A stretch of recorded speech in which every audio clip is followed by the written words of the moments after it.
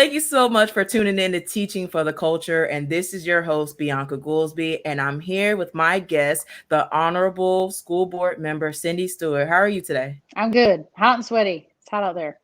Well, yeah. Well, I seen you were just at Gaither with the clapping with the seniors. So thank you so much for your service. And I know that they were excited to see you guys out there. Because I know like them not being able to walk across that stage and have that feeling right now. I know it's a bummer for some of them, but at least you guys are doing everything that you guys can to make them feel special. So thank you for that.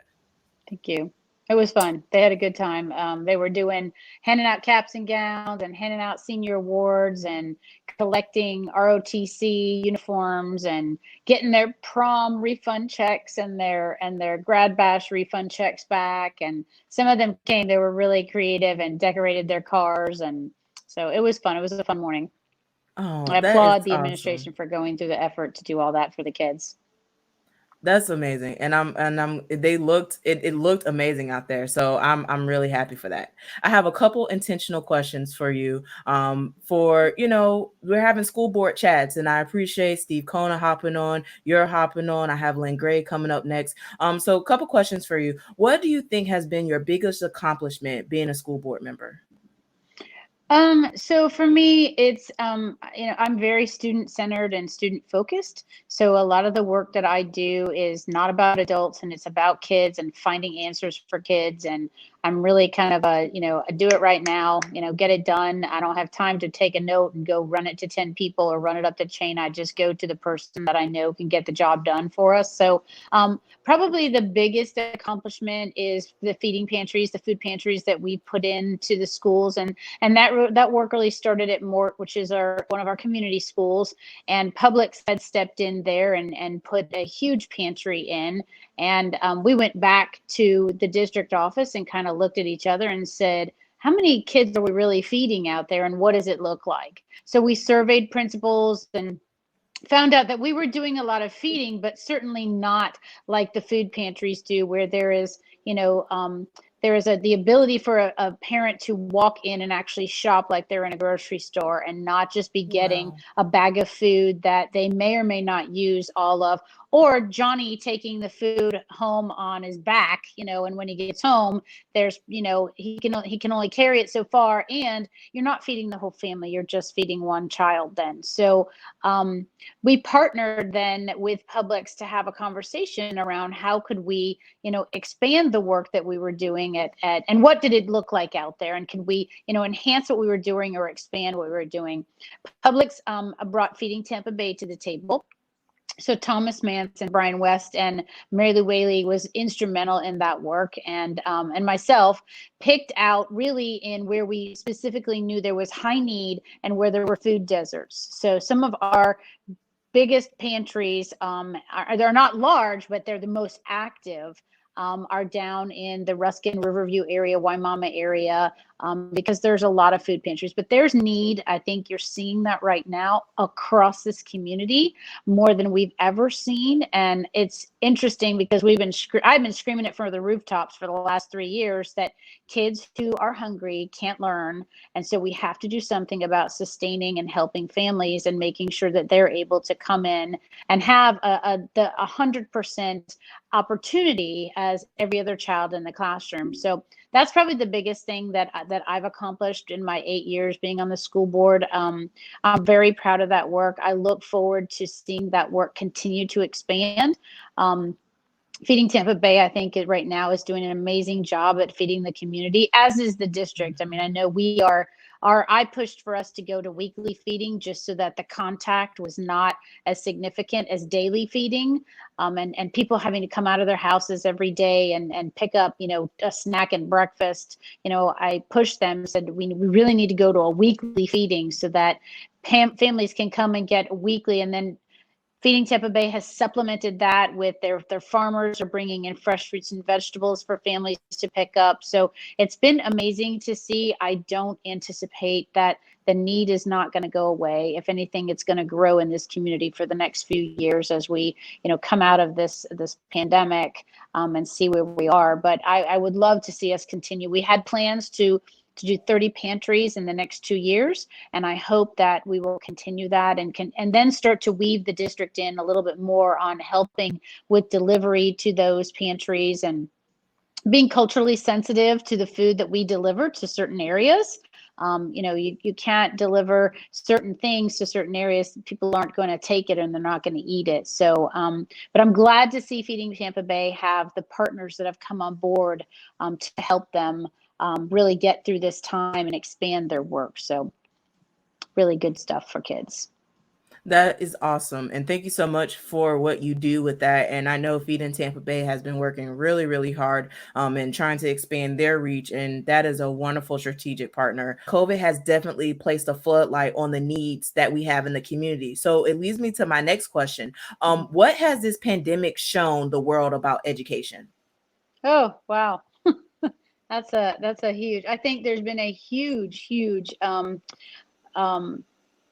realization, or I think we always knew it, but we never really it's kind of those things that happens in the background and you're not really like, if that goes away, what happens.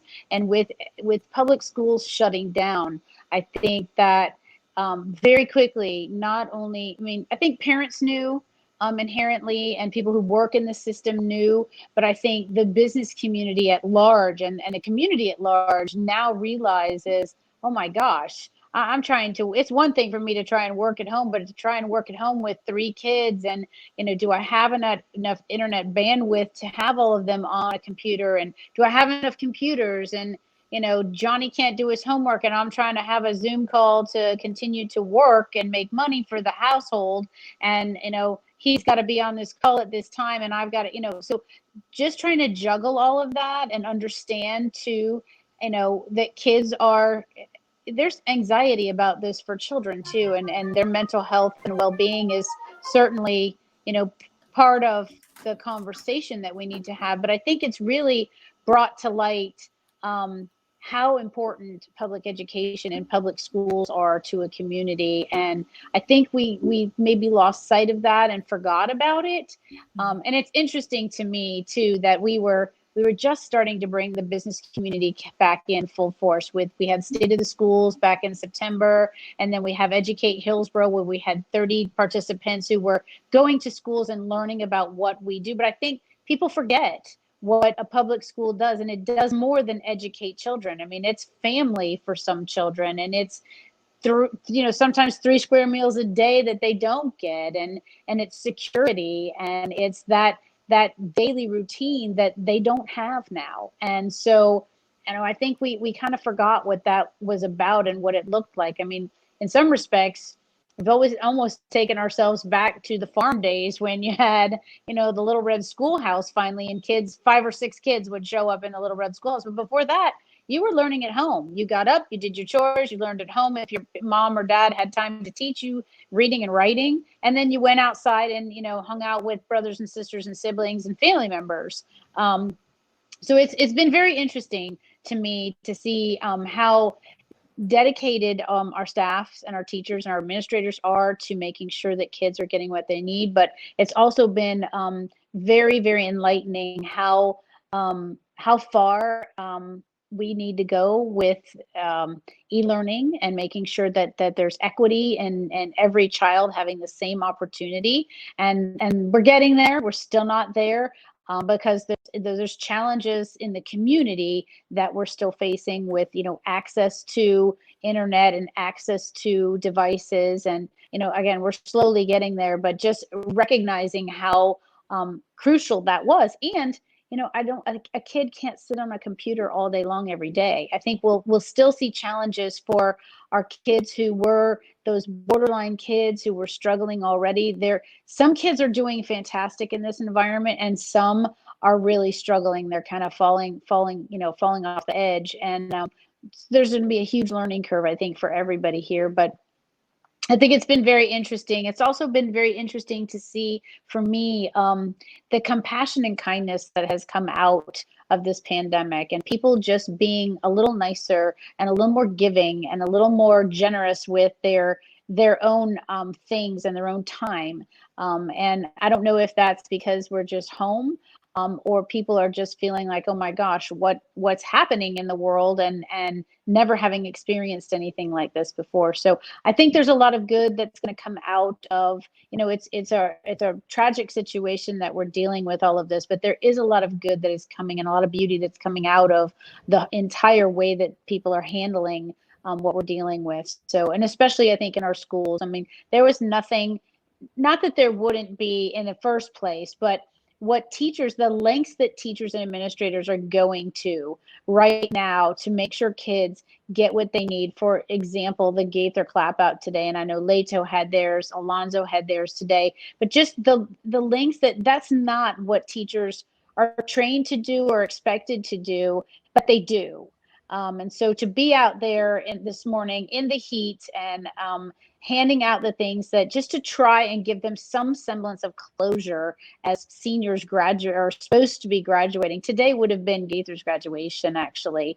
And to give them some sort of closure, and I hope we get to a graduation in July, but I'm not sure. And even if we do, how many of those kids are actually going to be able to make it to a graduation, or have started to do something else already because they're finished with school. So I think there's a lot of good that comes out of this, and a lot of change. And change isn't a bad thing, but I think there's a lot of change that also comes to public education around what's best for a student. I can tell you personally, my son is doing fantastic with e-learning. He's having the best quarter that he's had in years.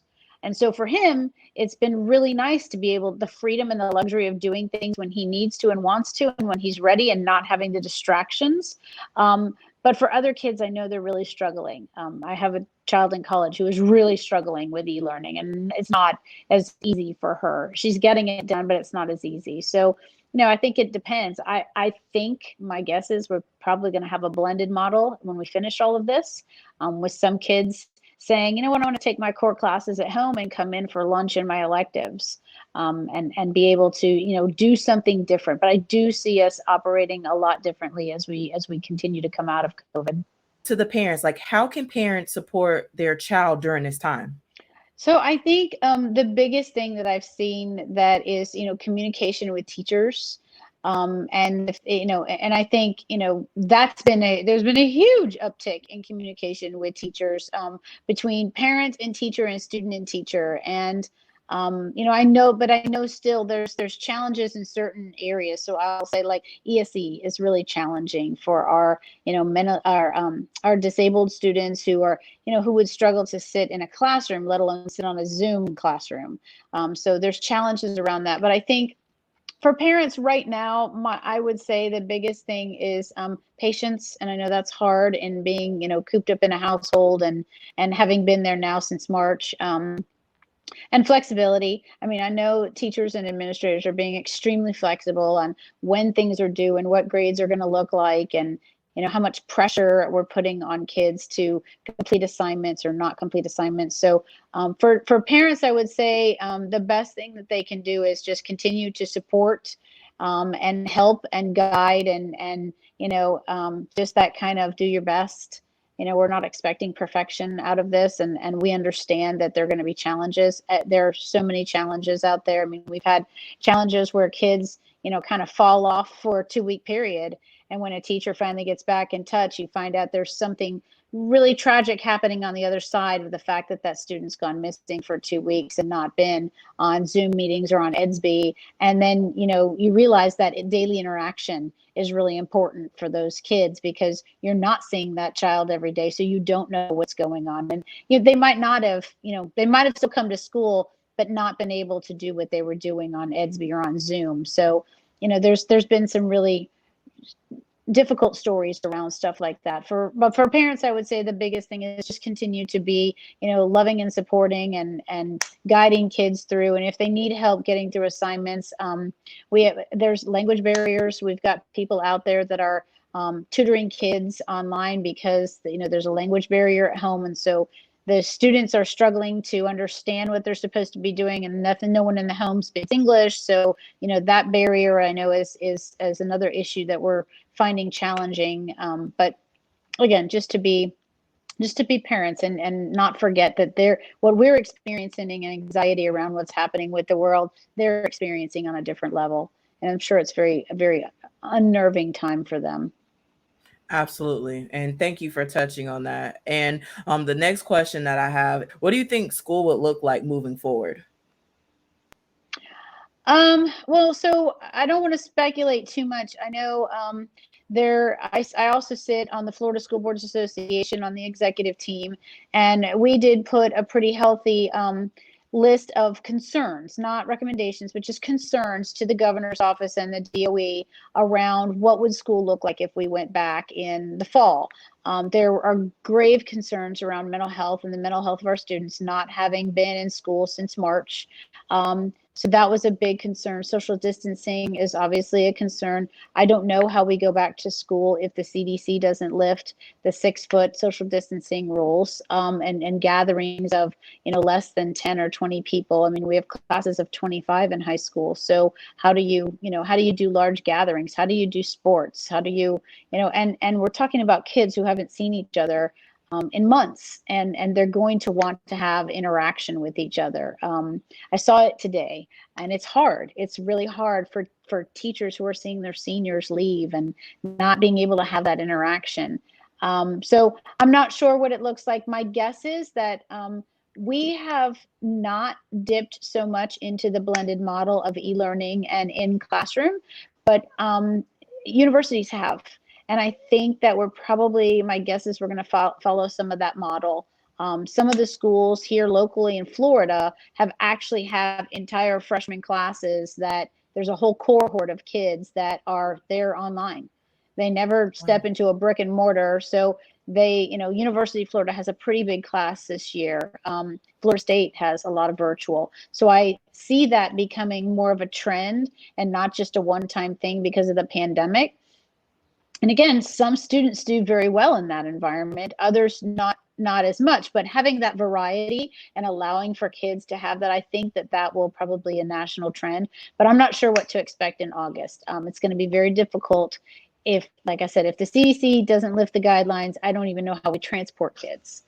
So I would like to see us go back. I know everyone needs that. I'm concerned this summer about the fact that summer programs are not going to be open. There's not going to be the childcare and summer camps that we typically have. And the people who really need to get back to work to have a livelihood are going to struggle to find childcare. And so I'm concerned about that. I don't know what parks and, again, CDC guidelines. So park and recs, summer camps across this community, boys and girls clubs, YMCAs. I'm not sure what all of that is going to look like. So that concerns me a lot, that the person who really has that 9 to 5, gotta work every day kind of job, and doesn't have the luxury of working from home because that's not the type of job they have, are going to struggle to find childcare. And so that concerns me a lot. And it's unfortunate. I think we're also going to struggle with trying to keep kids in summer that we know really need summer, plus the kids who are struggling with e-learning right now in this last quarter, trying to keep them over the summer engaged still. So I know we've extended our e-learning for the summer, and we'll probably allow more kids than we normally do. But we're gonna have some slide. We're gonna have some kids that are gonna fall back, and I think we're just gonna have to understand that kids are resilient and they'll catch up, and we're gonna have to do our best to get them caught up. Yeah. It's definitely going to be a sad situation all around. So thank you for bringing awareness to that. Yeah. And so my next question is, what is next for you? What is next for me? So I've served this board for 8 years. It's been a very interesting time for me. I've seen tremendous growth in my district in some initiatives that I have. The feeding pantries is one. We started a conservatory, the only conservatory youth leadership program, music conservatory at Gaither High School. We started a swimming program with our Head Start kids that we didn't have before. The county started a Head Start swimming program with all of their Head Start kids. And then we partnered with them to continue that program. So all of our Head Start students also get swimming lessons at a very early time. My philosophy was, look, you teach them how to drive and you teach them how to use knives in kitchens. How in the world can you not teach them a life skill if we have the opportunity? The only thing we pay for on that is the transportation. So, and we use all county and YMCA park and rec pools. So those are just, I've done a lot of work around the LGBTQ initiatives that we have for students in the district, making sure there's a resource guide for teachers and principals to use. Equality Florida has been fantastic in helping guide us through some of that work, and we have a parent and student panel that helps us with that. So that's been a big initiative of mine. And I think we still have a lot of work to do around equity and diversity. But I'm going to be leaving the board in November. I had originally decided I was going to run again and do a third term, but the clerk of the court is retiring, and I went to her and spoke to her about her retirement, and I asked her if she would endorse me and that I would run in her seat for the next election cycle. So that's what I'm doing next. So I am currently in the middle of a massive campaign to win the clerk of the court seat on August 18th. That is So that's what's awesome. next. I will continue to be connected to the district, though, I'm sure. I have already told the superintendent, look, I'll be a thought partner anytime you want. Just come down the road 6 blocks and we can have lunch, and I'll be happy to talk to you about things that are happening in the district, or things that, families and kids still need. And I'll continue to be involved, I think, in the work that I started and want to see continue. So That is amazing. And so I definitely wish you all the luck in the thank world you. with that. And like, you have been awesome with speaking out on several issues. And thank you so much for everything that you've done for Hillsborough County Public Schools. So I'm going to end you with Thanks. this last question, and is, passing the torch. So as far as District 3, the Hmm. seat that you currently represent, what are some of the things and some of the initiatives that you would like to move forward? I know you talked about the food pantries, but is there anything in particular that you're like, we have to continue this work? So I think the community school work has to continue. I think that people, the work at Mort has really been successful, and that's not always about just the school grade, but the culture there has changed. There's a parent resource center there. We have mental health counselors on campus for students, and it's really been good work that needs to continue. So continuing to expand that work. We have, I think, 6 schools that are coming up. They're designated community schools, and they'll be continue to work up to the level that Mort's at. They're funded a little bit differently. I would like to see us continue to move the digital divide and the IT initiatives that are out there. I had started working a lot, and I'll continue to work through November to bring esports to this district in a manner in which that it can be connected to curriculum. There's a lot of work still to be done around parent technical and getting kids excited about something other than college. Not every kid is going to go to college. I have a small pilot program that runs out of Wharton and Freedom High School, where the students, instead of going to Wharton or Freedom in the morning, they get picked up and taken to Bowers Whitley. And they're able to spend 3 hours at Bowers Whitley in a mechanic class, in a car mechanic class. And then when they are finished there, they get bused back up to their traditional high school. Some of these kids are not ready to give up their traditional high school setting. They still want to go to the football games, and they may still want to play a sport and be involved in National Honor Society. And a place like Bowers Whitley that offers career and technical doesn't offer all that stuff. So that's a small pilot project that's running with those 2 schools. We have about 30 kids that are engaged in that. So they get, like I said, they get technician training at Bowers Whitley, and probably are going to walk out of that school with a job at one of the dealerships that's close by. And then they go back up to Freedom and Wharton for the rest of the day. So I'd love to see us continue to do that. We can't afford, I don't think, to continue to put specialized programs like that in every high school, but we certainly have the programs and we can get kids to them. I've always questioned why we have it at the college level. So we have it at some of our collegiate academies, like Brewster has those type of programs, and we allow kids to dual enroll for everything else. But why don't we allow them to dual enroll for things like that? So I don't know. It's part of that is a legislative issue. So, but for the most part, we did big boundary changes in District 3 last year, and the year before. I want to see us continue to work on transportation issues. I sit on the MPO as well, and that's we actually just took on an initiative to continue to study the safety around schools.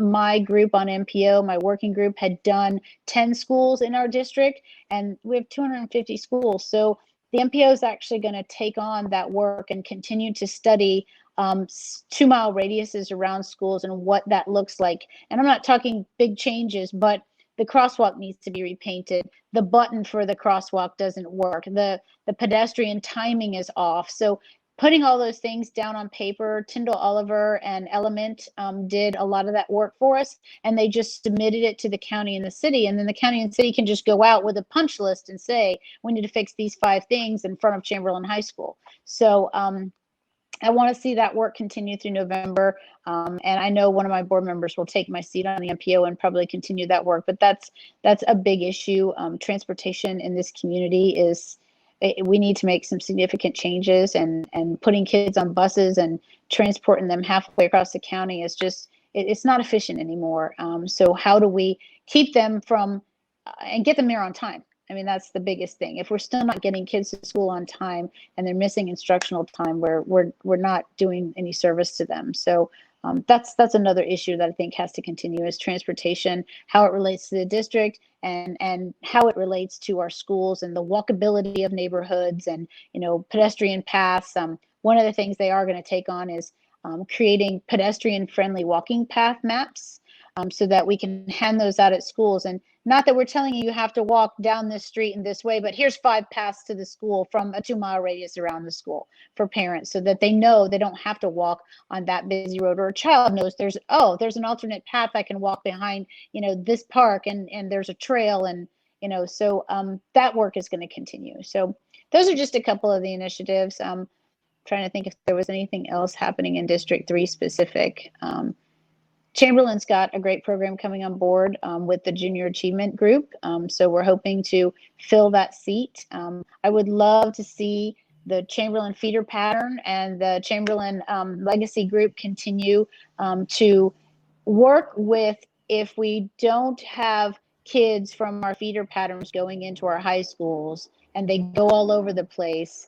So we're really working hard to make sure that the kids who are supposed to go to Chamberlain end up at Chamberlain. But you have to see it and know what it is and not just hear about it.